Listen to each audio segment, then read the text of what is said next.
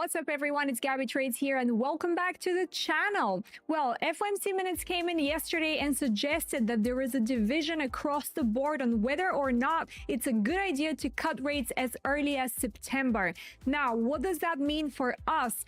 It could be catastrophical, but we're gonna find out just in a minute. But before we jump in, you guys, make sure to smash that like button, subscribe if you're new here, and also click the small bell notification so you never miss my live breakdowns here with you.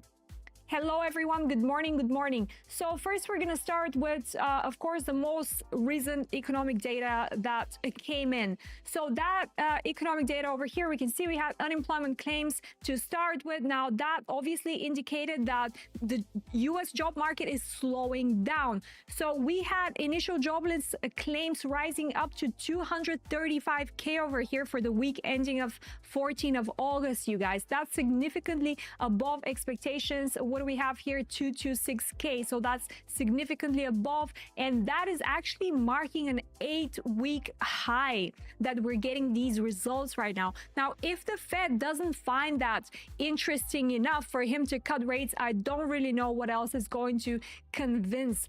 But like, market sentiment is obviously further influenced by geopolitical tensions such as the ones we discussed on Tuesday. And of course, we have the upcoming event here on Friday, which is really important. Of course, that's the Jerome Powell speech at the Jackson Hole Economic Symposium on Friday in Wyoming, right? So over here, this is the most important news. And today we had a little bit of a mixed data as well, because we saw here that we had the flash manufacturing PMI coming at 53.3, which is higher than expectations, as well as services PMI. We said on Tuesday how important these ones are to be above 50, and we got that. So the industries are not contracting, they're essentially expanding. So that is a good reading overall over here, right? But on Friday is really what is going to be important, because then we might be getting some insights regarding future future monetary policy. I was going to say future market policy. No, not everything's about the market, but yes, we're looking at the monetary policy. And that is going to be interesting because we do have persistent inflation risks, and they have been highlighted in the recent FOMC minute discussions. So they're pretty much prioritizing impacts from the tariffs rather than looking at employment considerations, which is pretty much what we're hoping that they will be paying attention to. Now, most importantly, in the minutes, we had very interesting information over here. We had division, right? Two governors, Michelle Bowman and Christopher Waller, actually voted against keeping the rates steady at this point. So they wanted a small cut, just 25 basis points, because they're worried that the job market is weakening. And in my opinion, they do have a massive point. So, and also that is actually the first time since 1993, if you guys were born at that time, but since the two board governors dissented together. So it's actually a pretty big deal. Now, the majority of officials, however, are still worrying that the inflation is probably going to be a problem, and they're not really caring that much about the little job growth that we're seeing. So they're holding firm that we need to keep the rates as they are for now. Let me guys know in the comments in the chat box or under the video, what do you think? Is that going to be a good idea? Should we cut rates right now, or inflation, in your opinion, is really too sticky to do that? Now, of course, like we said over here, and you can see in this article, they're worried about tariffs, right? They're worried about tariffs, and this is the high import taxes that we're talking about. So they're thinking over here essentially that the tariffs are going to nudge prices a little bit up, right? So some of the members are seeing that as a one-time bump, if you will, whereas others are actually seeing that as a further fuel to ongoing inflation. right? So that's really the uncertainty, what is keeping the Fed cautious. And we're watching for that tone tomorrow, right? Because even with uncertainty, you guys, over here, I'm looking at the Fed watch tool every single day. Yes, it's slowing down. It used to be 95%. Now we're at 79%. On Tuesday, we were at 85%, but it's still almost 80%, you guys, right? So the market is still optimistic about the rate cuts soon as soon as September's, right? But the thing is that investors might be actually in actuality holding back, right, before having any major moves done over here until the Fed speaks in Jackson Hole, Wyoming, which is completely understandable in my opinion as well. What else do we have here from the news that I was looking at? Okay, so this is regarding the stock market in general and how actually there is underlying tensions that are remaining. And over here in that article, we have experts warning us that the market might be a little bit too confident. Now, they're pointing out that being near all-time highs, which obviously we are record highs, we've been for quite a few weeks. Now, is that really supported by the economy, right? It doesn't seem like it, which is going to be consumer spending, for example, or job growth. So it might not be as strong as it looks. So that's another thing that we need to be looking out for. Oh, and I can clearly see here another article over here. I think we spoke about that. Let's open it real quick. So now Meta is having also a lot of changes, which is making as well the market nervous, because think of it, you guys, right? NVDA has been leading the market sentiment, especially for TradFi. And we know that crypto is influenced by TradFi, right? We're not going to be moving Bitcoin price or Ethereum price by Gabbie Trades or I don't know who else trades. It's going to be the institutions and the big players that are going to be moving the market. So they do care about what's going on in the overall economic sentiment out there, right? And especially reports, earning for big companies, big tech giants such as NVIDIA, Meta, right? So when they're doing any changes and the consumers are losing confidence, that is going to affect us as well. That's it in terms of news. I don't think that we need to look at anything else. We're going to be watching out for the statement that the Fed makes tomorrow. Hello, everyone. We have Lucian Singh Jao. Welcome, everyone. Okay, that's nice. That's nice. Mark Bass is here as well. You guys, so lovely to see you. Okay, cool. So this is going to be the last stream that we're doing together for this week, even before the big news. So I need you to pay close attention to what I say over here so we can proceed, right? Okay, good. So the thing is, right, you guys, make sure you like the video as well if you haven't. First, we're going to start with Ethereum because that's what I'm interested in. So on Tuesday, right, we spoke on Tuesday and I gave you guys some levels over here and I tried to warn you, right, that the pain trade is going to be to the upside. Those were my exact words. We spoke about the buy zones over here, so I hope you guys made use of that, right? So we said that this is the buy breaker block zone on Ethereum over here, which was supposed to hold. So as soon as market dropped down here, I had a buy order at 4,116. That was the exact level over here where I had my buy order on Solana and Ethereum, both assets, right?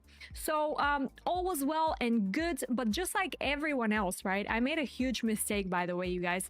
So the thing is, right, just like you, I go on Twitter and I watch all the sentiment and all the traders, and usually I try to not let it influence me in any way, but this time it did influence me. So then I went on and I was like, okay, maybe I should put my stop loss to break even here just in case, because I am aware that the drops that we have seen to the downside over here were not supported by a lot of volume, especially if we look at Bitcoin, right? If we look at Bitcoin, we can see this like annoying grind to the downside, which hasn't really been supported by huge liquidations, if you see my point. So then I was like, let me put my stop loss to break even. And of course, right, price as the area is very, very valid, which was discussed on Tuesday together. Of course, price comes up and then comes back to retest that area, at which point I'm taken out at break even. Which was very, very annoying because this was a very good entry. So if anyone watching over here managed to catch this entry, congratulations you guys, because really we're pretty much the best over here in my opinion, catching the trades. So let's see what's happening from now on though. I want to tell you for Ethereum one thing. So this was very nice that we have this this leg up. It was very beautiful, whatever. The problem with this leg up right now is that it's not really breaking the zone that we marked over here, which is a true week open at 4,350. So seeing that price is rejecting from that level over here, true week open again, all of these things, you guys, I can teach you how to utilize. I'm developing my own course, by the way, super accessible for everyone. You guys can find how to sign up for that under the description box of this video. Let me try and show you over here how you can do that. So you come in the video, you click more under the description box, and then you can follow my main YouTube channel, and you can follow what else, my Twitter, whatever. You can get my trading indicators that you'll see how I use during the lives together. Most importantly, you need to sign in the trade course waitlist, because you're going to get prices that no one else is going to get for this particular course. Is going to be super accessible. The description box is so amazing because also we have the sign up bonuses for CoinCatch, 2bit, Bybit. If you guys are looking for places to trade, don't look further because we have it here in the description box for you guys. So these are the things that I wanted to show you real quick. So right, we have the true week open over here. So this is an area that was important to be broken by price, but it didn't, right? Price instead came back and retested what the true month open, which is down here, this red dashed line, whatever. So we're looking at this, and it really needs to hold, because if it doesn't hold, really price might come down to liquidate a little bit more at this point. And what could we potentially see if that happens? I don't think it's going to happen. I think the area is going to hold, but let's have a look for potential downside if this happens. Now, if this happens, of course, we're going to have the big buy zone over here, right? That price already mitigated once.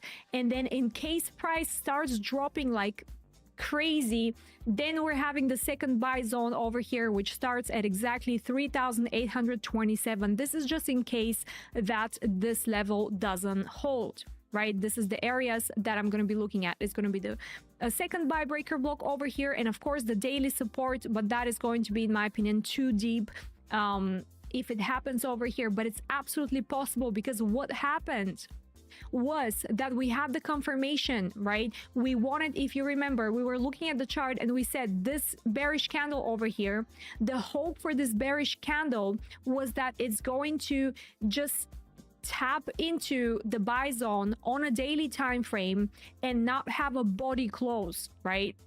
Because if you open a higher time frame on a weekly, this is going to be a wick clearly, but we're not interested in the weekly. We're trading the daily over here. So that means we had the body close, and that's confirming a little bit of a bearish momentum, you guys, right? So this indeed could be a case of where price is just jumping to levels up here, and then it's rejecting again to create another lower low.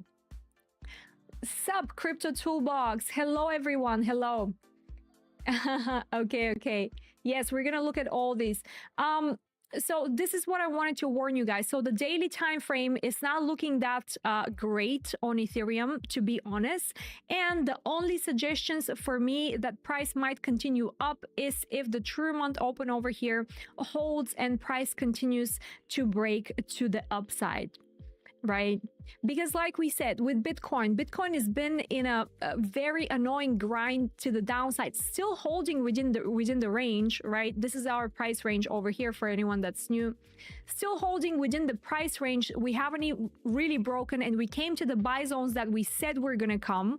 If you remember, 4-hour time frame with the help of my indicators down here. Let's not get it confused, right? What did we say? That this zone in between this triangular formation is usually a buy zone down here. right? So price tapped exactly into that zone over here, left from this triangular formation, which you can get with the help of my indicators. And there is a YouTube video on my channel where I describe how you can use these indicators, you guys. Very helpful. So what is Dan saying? It's all garbage, altcoins, except for Ethereum for the correct market timing 2 years ago. Yeah, you know what, mate? I can't agree more with you. It's, you know, it's not like 2 years ago anymore. Now we're dealing with a completely different market.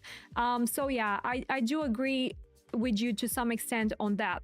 So anyway, for Bitcoin, slow grind. So it's pretty much imperative for price to hold right now, because if we start losing these levels, that is going to mean that we might be getting some further liquidations to the downside.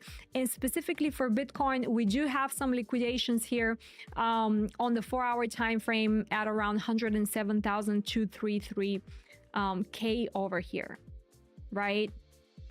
We have only 25 likes, absolutely unacceptable. We have over 100 people watching. You guys, we need to have at least 100 likes right now. Just do it, right? I'm the only person who's coming here live streaming with you.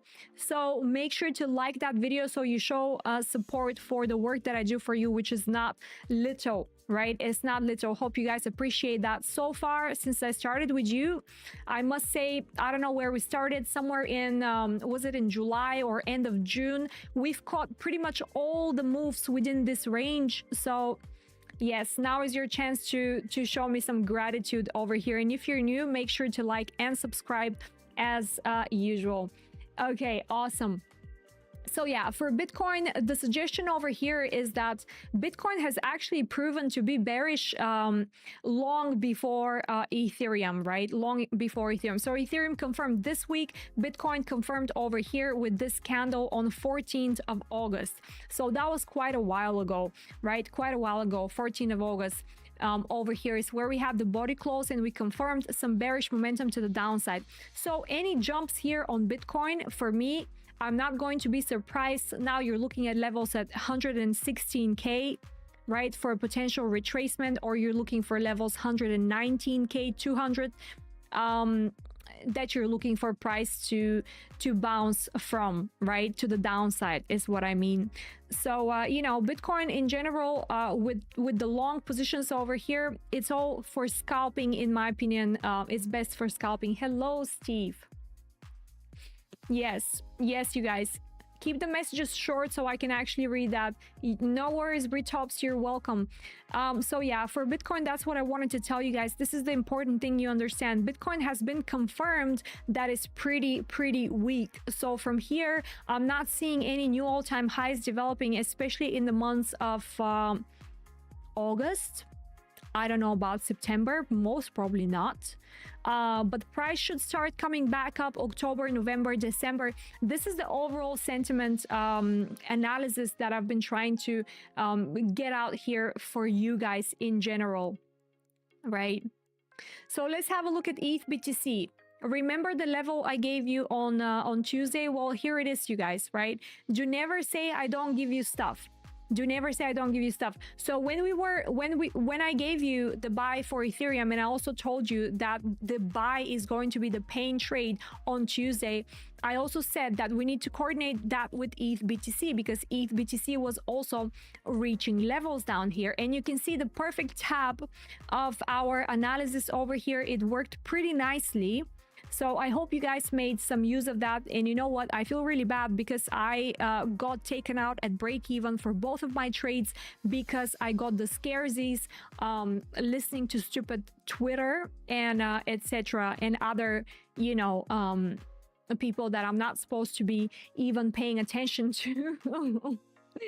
But anyways, nothing annoying. In fact, I'm also long at the moment. I tried to recapture this moment over here. So currently I'm long from the true month open down here. Like I said, this is going to be literally the only area that I trust at the moment for a little bit more upside, right? Whether the upside is going to be sustainable, I don't know. I cannot tell you honestly.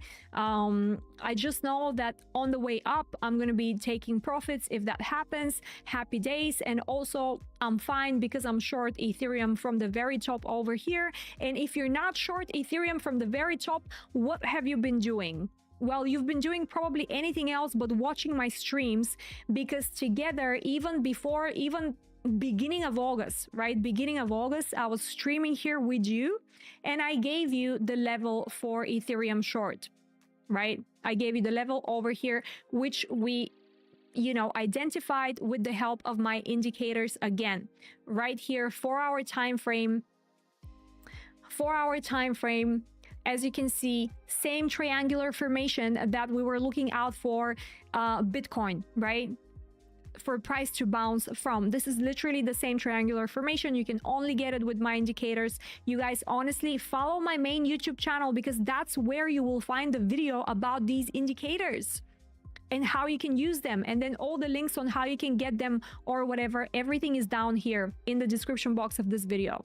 So anyway, that's a pretty legendary short. I was up like 500%, over 500% on this short. As price is bouncing right now, I think, of course, I've taken profit.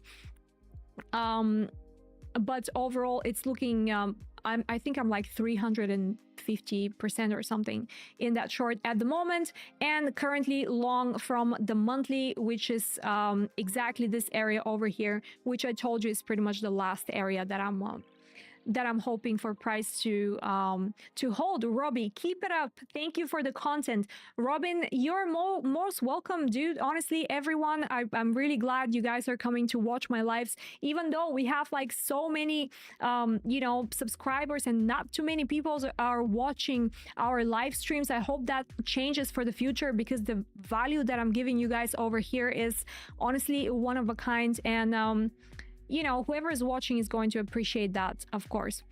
So over here, Solana, same thing, you guys. Honestly, I'm really, annoyed about it, but it is what it is. I blame it entirely on myself. I'm not saying, hey, City is trash and like, you shouldn't be watching Twitter, but it's an actuality what happened to me, right? So I'm doing my analysis. I'm confident in my trade. I enter my trade, then I go on Twitter and everyone is super bearish, because nobody has this mentality to take the pain trades that we were talking about together in the last live stream. So everyone is extremely bearish. Nobody's gonna start buying at these levels because they don't see it. They don't know why. So then I was like, okay, maybe it's not a bad idea to put my trades on break even. And look at that, I was long Sol over here at 178 to just get taken out at break even, exactly at my buy level, which is only indicating to me, right, that this was a buy that is on a high grade level trading buy. Do you understand? Because when price drops to these levels and it doesn't want to drop further, that means that there is trapped shorts over here. Does that make sense? So they don't want to release these people. They want to essentially take them out of the market. They want to get their stop losses, right? And I wasn't one of these people, but I was way too cautious. So break even is a good option, but like sometimes when you're a really good trader, such as myself, when you're a really good trader and you have sniper entries like that, they will be retested, right? Because this is going to be an exact zone that market typically needs to retest. So that was a mistake on my end, whatever. Rant finished. So let's have a look over here for Solana. Yes, it's looking good, because we need to be keeping above these levels over here, right? So this is our, let's have a look. This is our month open over here, this line 182. So we want to be keeping that level, right? We want price to be rejecting from that level, retesting and then rejecting for us to get more more upside here confirmed. So that is what exactly a price is doing right now, and I like to see that. I do like to see that. Now, in case of tomorrow, right? Tomorrow volatility kicks in, price starts going completely crazy. you know, the Fed is very pessimistic again of cutting rates. He thinks that the tariffs are going to raise the inflationary pressure. If that happens, price might start swinging to the downside a little bit more than we would like to see. Now, if that starts to develop, what are we going to be looking out for? Do I need to tell you guys? Right here, Solana buy zone. Solana buy zone down here, we're looking at 171.84. This is the start. 171.7. This is the start of the buy zone over here. We do have some support just above it, 173. So these areas are pretty much where you want to be looking out for price to retest, right? Let's see if we have any other confirmation. Daily bullish for Valley Gap, buy zone over here. So in for context, right, over here we do have a small little buy zone as well. So what you want to be seeing over here is wicks, right? You want to be seeing wicks in that area, right, on a daily time frame, which with a high volatility is most probably going to be the case, right? So you want to see a wick over here, tap into the buy zone, happy days, right? So this is a very much a potential over here, and in case we get deeper, then we need to be looking at the daily support down here at 162. You guys, you know, we've been talking about these things. It's absolutely possible for price to do that, but what is essential is for price to hold right now in order for us to get some more highs over here. And like we said with ETH BTC, right, this was our bias. Price comes down, taps into the buy zone, and then it comes up and takes these two liquidities up here. And once these liquidities are taken, I would suggest you know, that I'm gonna have to be very, very cautious over here once these liquidities are taken, because price might on ETH BTC roll over a little bit, right? Let's look at Bitcoin dominance together. Now, Bitcoin dominance, essentially what we said is going to be ideal for Bitcoin dominance over here to tap into the sell zone and then continue down, right? So that's what we wanted to see. Now, so the thing is, right, price is still within a range over here. So that is still a possibility, right? It is still a possibility. What's a possibility is that this range might be just blah, blah, blah, blah, blah forming, and then price might wick down, right? And then come back up, retest the sell zone, and then continue down. So this is a possibility as well on a lower time frame. But essentially, we're looking for further drops on Bitcoin dominance because we have the daily liquidity at levels 55%. ZN on Sol. So you're saying sell a little now and then buy in the buy zone. No, I am not saying that, ZN. I think you need to pay a little bit closer attention. I know I speak a little bit faster, but let me try and explain one more time for you. All right.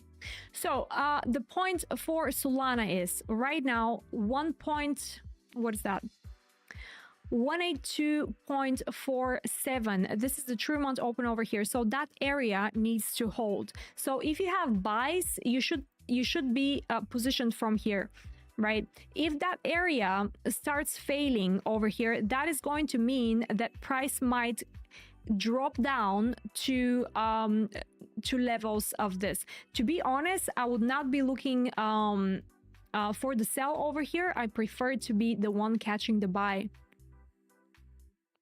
Okay, was that buying or holding? I hope you understood what I was trying to say here.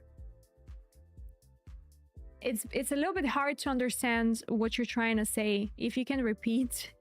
So I'm gonna try to help here as much as I can.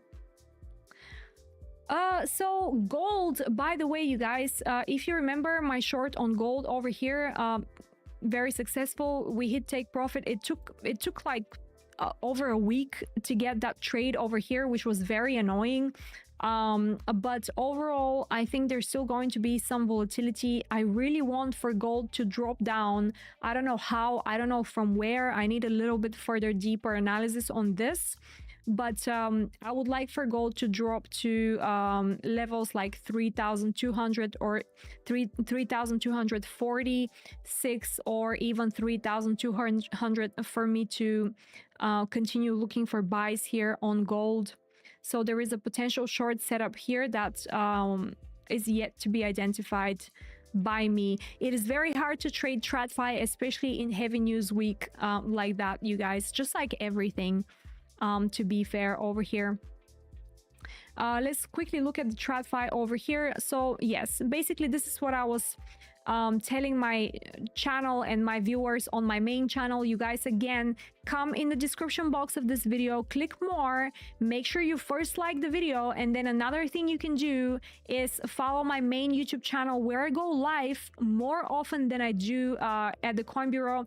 And then make sure you check the trading indicators that are important for you. I'm telling you, whatever style of trading you have, and sign up for my course Waitlist, you guys, so you can get prices that no one else is going to get, because once I roll it over, which is going to be in a week's time, you're going to be too late if you're not part of this waitlist. Excuse me. So basically, this morning when I was looking at NASDAQ together with my community, so overall bias for NASDAQ for me, it's still bullish, right? It's still bullish. So this drop, as we discussed together with Coin Bureau here and you guys on Tuesday, was manufactured due to a very poor AI sentiment, and NVDA was down around 3%. Something that is very, very influential to the overall market sentiment, including crypto. So basically, you guys know that I'm still bullish overall on NASDAQ to areas at around 24.6K, 25.2K, etc. But this morning, the buy was down here. So essentially what I was telling my community this morning is that we have this drop down here, and our price needs to come back down and refill this wick to over here to the 50% of this wick down here. So this was the buy. As you can see, perfect buy on a daily time frame. Absolute beauty. I am not in that trade because I consider myself dumb. No. No, not because I'm dumb. It's because I'm way too busy and I have to do lots of live streams and you know, manage the community and all that. So I cherry pick my trades very carefully. But yes, this was the buy from down here. As you can see, very sniper buy, right? Very sniper buy. So it's very likely, you know, even if you trade over here, let's say you're on one contract, 1 mini contract, you guys probably have no idea what I'm talking about since you're not trading TradFi. But yeah, I mean, if you place on break even, you'll be probably up like $200-300 by now on this trade. So with 2 micro contracts probably. Anyway, what else can we look at over here? Let's have a look. We looked at ETH BTC. Let's have a look at the USDT dominance over here on a daily time frame. Well, you know, like with USD dominance, we're still in the sell zone. So right, it's time for it to kind of drop from here. Unfortunately, it is at a daily zone over here, 4.36% in between levels, right? So this is literally price hanging in between levels right now. So yeah, it is important for it to start dropping over here. USDT dominance, right? And that's it pretty much. I don't have anything else for you guys today. Hope that was helpful. Be very careful and watch out for tomorrow's FOMC decision, because it's going to be it's not going to be really a decision, but most like a discussion, right? There is going to be a speech, and we are, you know, required to watch for the tone of the Fed to see if he's going to give us any idea on whether he's going to, you know, cut rates by 25 basis points at the very minimum, right, in September. Otherwise, we're going to have to be looking at October and etc. So that's it for me today, you guys. Hope you enjoyed the live stream. Please leave a like, follow for more, and I'll see you guys